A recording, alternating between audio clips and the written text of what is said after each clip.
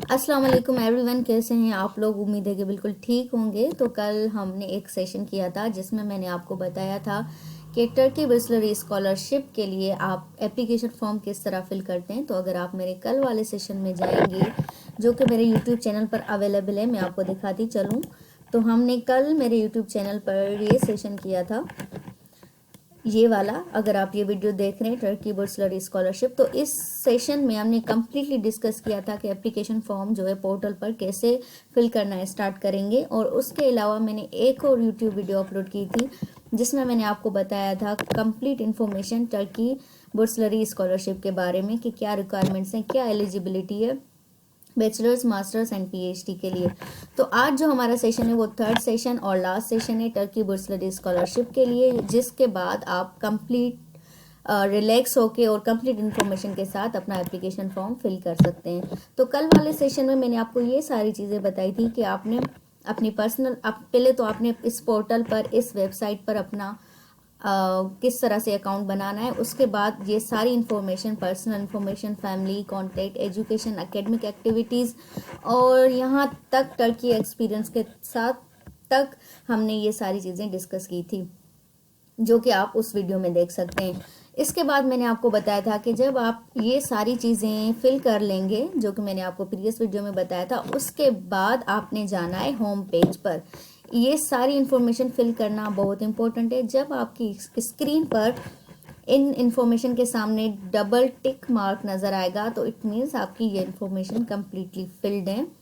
तो उसके बाद जब आप होम पेज पर क्लिक करेंगे, इस तरह ये सारी इन्फॉर्मेशन फिल करने के बाद, जो कि मैंने कर ली है, उसके बाद आप होम पेज पर क्लिक करें।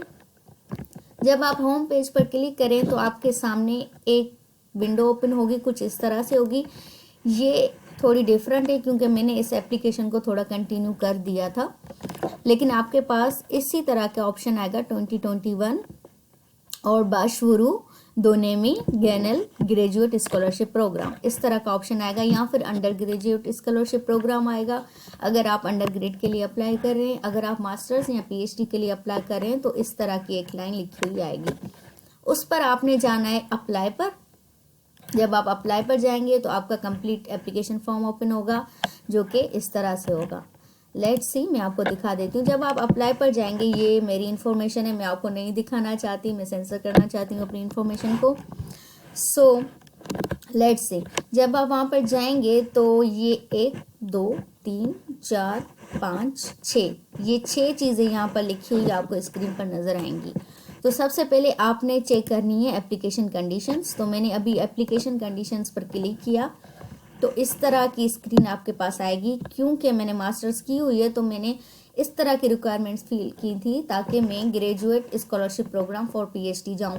तो जो स्टूडेंट्स और जो एप्लीकेंट्स ये अभी वीडियो देख रहे हैं, तो ये सारी चीज़ें बैचलर्स, मास्टर्स और पीएचडी के लिए सेम है। जस्ट यहाँ पर ऑप्शन डिफरेंट आएगा, या पीएचडी आएगा, या मास्टर्स आएगा, या बैचलर्स आएगा।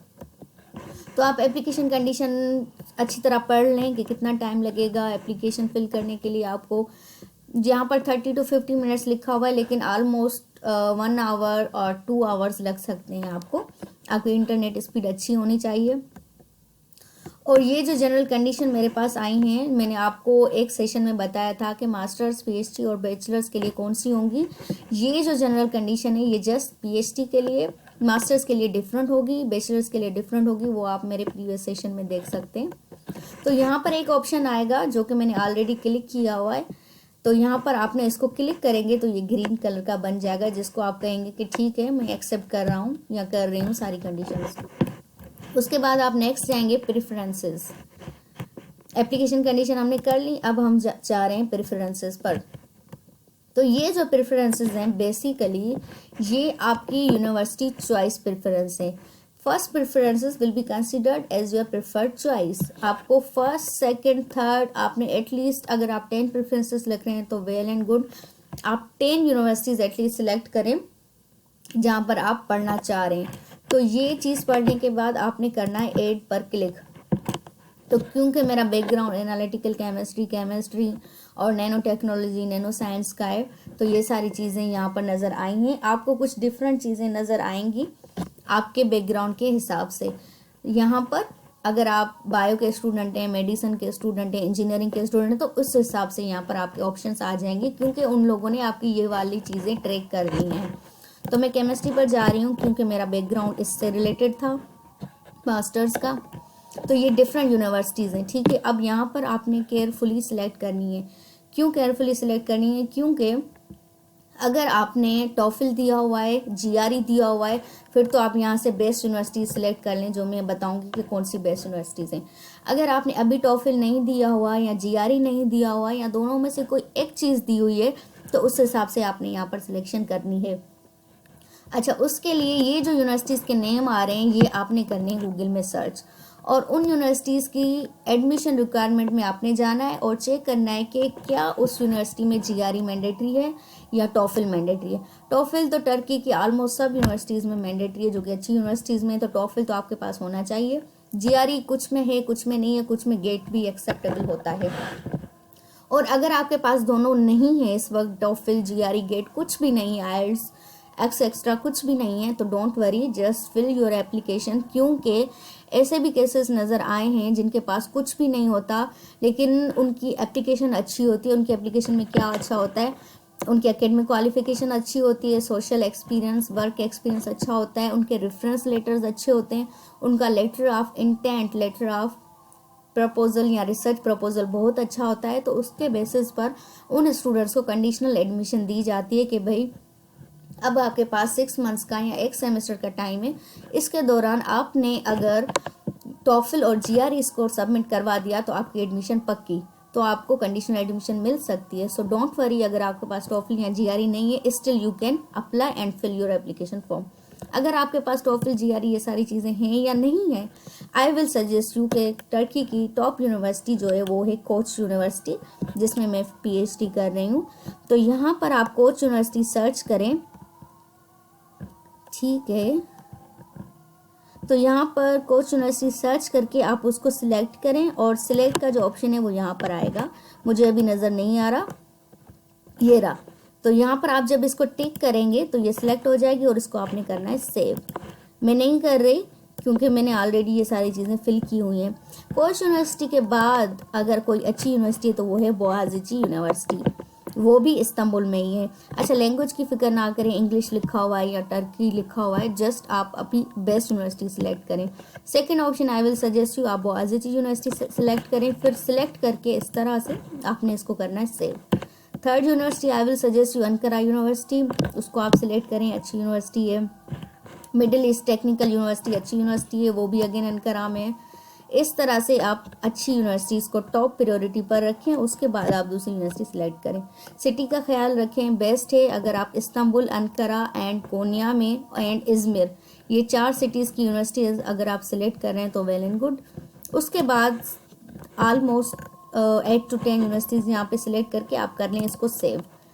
तो ये कुछ मैंने अपने ऑप्शन सेव किए थे just to show you guys. उसके बाद अगेन आपको यहाँ पर एग्री का टिक करके इसको कर देना है सेव। उसके बाद चलते हैं थर्ड ऑप्शन पर, जो है आपका letter of intent. So letter of intent बहुत इंपॉर्टेंस रखता है। इस लेटर ऑफ इंटेंट में आपसे डिफरेंट क्वेश्चंस इन्होंने पूछे हुए हैं, ठीक है। ये आपने बहुत केयरफुली, बहुत अच्छे तरीके से सेव फिल करने और अपनी चीज़ें लिखनी है खुद से, कहीं से कॉपी पेस्ट नहीं करनी, गूगल से नहीं लेने आंसर्स, किसी से नहीं लेने, आपने खुद लिखने हैं, क्योंकि ये ट्रैक हो जाता है और उनको पता चल जाता है कि ये चीज़ें आपने लिखी हैं या किसी और से लिखवाई हैं या गूगल से ली हैं, ठीक है। इसको आपने अच्छी तरीके से पढ़ना है, और इसमें जो भी क्वेश्चन हैं सब्जेक्ट ऑफ स्टडी, इसको आपने अपनी बैचलर्स, मास्टर्स या जो भी प्रीवियस डिग्री है उस तरह से रिलेट करके आपने लिखना है, और फ्यूचर स्टडी को भी देखना है। वर्किंग टाइटल, आप मास्टर्स में, बैचलर्स में या पीएचडी में किस पर काम करना चाहते हैं वो आप थोड़ा बताएं। अगर आप पीएचडी की रिसर्च करना चाहते हैं, किस पर करना चाहते हैं, क्यों करना चाहते हैं, वो बताएं। उसके बेनिफिट्स क्या हैं। Analysis of the problem describe करें कि मतलब आपकी जो रिसर्च होगी या स्टडी होगी या काम होगा, वाट एवर योर फील्ड इज़, तो उसको लेकर आप कौन सी प्रॉब्लम सॉल्व करना चाहते हैं या उस सब्जेक्ट से क्या बेनिफिट हो सकता है। रिसर्च मेथड, क्योंकि ये पीएचडी की एप्लीकेशन थी मेरी, तो इसमें रिसर्च मेथड शो कर रहा है कि आप कौन सा रिसर्च मेथड लेंगे, किस तरह से आप अपनी रिसर्च को सक्सेसफुल बनाएंगे, तो ये बहुत ज़्यादा इम्पोर्टेंट है। अगर ये चीज़ें, ये आंसर्स आपके बेस्ट हैं तो ट्रस्ट मी, टॉफिल भी नहीं है, जीआरई भी नहीं है, कुछ भी नहीं है, ये लोग आपको इंटरव्यू के लिए नॉमिनेट कर लेंगे। जस्ट इन चीज़ों को आप अच्छा लिखें, बेस्ट लिखें। General structure of the study, ये भी आपने अच्छी लिखनी है। इस पर डिफरेंट सेशंस अवेलेबल हैं, वो आप देखें, गूगल पर सर्च करें कि ये इन चीज़ों को लिखने का मेथड है कौन सा। जस्ट कुछ भी टाइप ना करें, करेक्ट मेथड में ये चीज़ें लिखें। अगर आपको कुछ क्वेश्चंस हैं इन मेथड से रिलेटेड, क्वेश्चन से रिलेटेड, प्लीज़ आप लिखें, मैं हर क्वेश्चन का आपको आंसर करूँगी कमेंट्स में। Academic contribution of the study, जिस पर आप काम करना चाह रहे हैं उसकी एकेडमिक कंट्रीब्यूशन, लिटरेचर रिव्यू, और इस सब को लेकर आपने इसको सेव कर देना है और आपको आगे चलना है। फॉर सपोज हमने ये सेव कर लिया, फिर आपने लिखनी है इंटरव्यू लोकेशन, कहाँ पर करना है, पाकिस्तान में करना है, पाकिस्तान से बाहर करना है, इंटरव्यू ऑनलाइन करना है, किस कंट्री में, सिटी में, तो ये सब करके आपने कर देना है इसको सेव। फिर आपको जाना है रेफरेंस इंफॉर्मेशन में। तो एटलीस्ट अगर आप पीएचडी के लिए अप्लाई करें या मास्टर्स के लिए अप्लाई करें तो एटलीस्ट आपके पास 3 रेफरेंस लेटर्स होने चाहिए। तो रेफरेंस इंफॉर्मेशन आपको लाजमी फिल करनी है, और जिसको आप रेफरेंस, अभी मैंने ऐड पर क्लिक कर लिया था तो मैं रेफरेंस इंफॉर्मेशन के एक और चीज़ पर आ गई हूँ। तो जिससे आप रेफरेंस लेटर्स लिखवा रहे हैं उससे श्योर लें कि भाई आपको ये, जब आप यहाँ पर ये फिल कर लेंगे तो उनके पास भी ईमेल जाएगी। यहाँ पर भी आप रेफरेंस लेटर अपलोड करेंगे तो यहाँ पर जिस बंदे की, अपने टीचर की, प्रोफेसर की, एक्स सुपरवाइज़र की या डिपार्टमेंट के हेड की, किसी का भी रेफरेंस लेटर दे रहे हैं तो उनकी ईमेल आप जब लगाएंगे और सेव करेंगे तो उनके पास ईमेल चली जाएगी कि भाई इस बंदे ने अप्लाई किया है, तो वो भी कुछ इन्फॉर्मेशन अपलोड करेंगे आपकी तरफ से। तो ऐसे बंदे से इन्फॉर्मेशन लिखवाएं, लेटर लिखवाएं जो उनको रिप्लाई भी करे और जो आपके लिए अच्छा रेफरेंस लेटर और अच्छे आंसर्स प्रिपेयर करे और टाइमली उनको रिप्लाई करे। अगर रेफरेंस लेटर का आंसर उनके पास नहीं जा रहा तो आपकी एप्लीकेशन अधूरी रह जाएगी। ठीक है, तो यहाँ पर नेम लिखें, उनका सरनेम एंड डिटेल्स, और अगर है एकेडमिक रेफरेंस है तो ओके टिक करें, नहीं है तो टिक ना करें। सेव कर दें इसको, और इसी तरह से आप दोबारा 2 और रेफरेंस लेटर्स यहाँ पर ऐड करें, एटलीस्ट 3 ऐड करें, प्लस पॉइंट है। उसके बाद आप जाएं समरी ऑफ एप्लीकेशन में। समरी ऑफ एप्लीकेशन में आपकी कंप्लीट एप्लीकेशन आ जाएगी, समरी आ जाएगी, उसको आप सेव करें, ओके करें, and in the end apply कर दें। अप्लाई कर देंगे लाइक दिस, यहाँ पर अप्लाई कर देंगे या डिलीट कर देंगे। डिलीट ना करें, आपकी सारी मेहनत वेस्ट हो जाएगी। कोई मिस्टेक हुई है दोबारा इस बटन को क्लिक करके उसको एडिट कर दें, कहीं भी जाकर लाइक दिस आप एडिट कर सकते हैं। अप्लाई करने से पहले डेडलाइन जो है वो 20 फरवरी है, तो 20 फरवरी से कभी भी आप पहले इसको कर सकते हैं। अप्लाई नहीं क्लिक करना है अगर आप स्टिल एडिटिंग प्रोसेस में हैं, तो अप्लाई ना करें। अगर आपको लग रहा है कि आपकी एप्लीकेशन कम्प्लीटली फिल्ड है तो अप्लाई करें। So this was a simple process कि एप्लीकेशन कैसे फिल करनी है, क्या रिक्वायरमेंट्स हैं, क्या मैंडेटरी है एप्लीकेशन में। अगर आपने ये दूसरी इन्फॉर्मेशन देखनी है कि ये मैंने कैसे फिल करवाई थी, तो आप मेरे यूट्यूब चैनल पर जाएं और यहाँ पर इस वीडियो में आप देखें कि किस तरह से आप अपना पोर्टल अकाउंट बनाते हैं और किस तरह से अपनी इन्फॉर्मेशन पुट करते हैं। और टर्की ब्रिसलरी की दूसरी रिक्वायरमेंट्स के लिए आप ये वीडियो देखें, और मेरे यूट्यूब चैनल को प्लीज़ सब्सक्राइब करें और शेयर करें अपने फ्रेंड्स एंड रिलेटिव्स के साथ। इस पर स्कॉलरशिप्स की बहुत ज़्यादा सेशंस मैंने किए हुए हैं, तो वो सारे आप देख सकते हैं। इस्तांबुल के हवाले से मैंने बहुत ज़्यादा सेशंस यहाँ पर किए हुए हैं।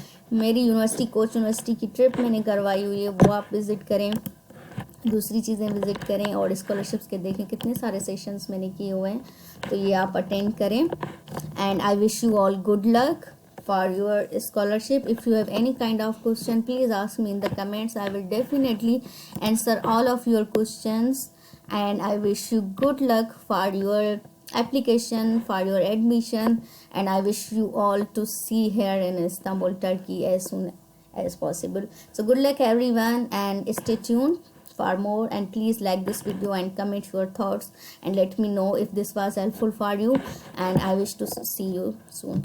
Allah Hafiz and take care.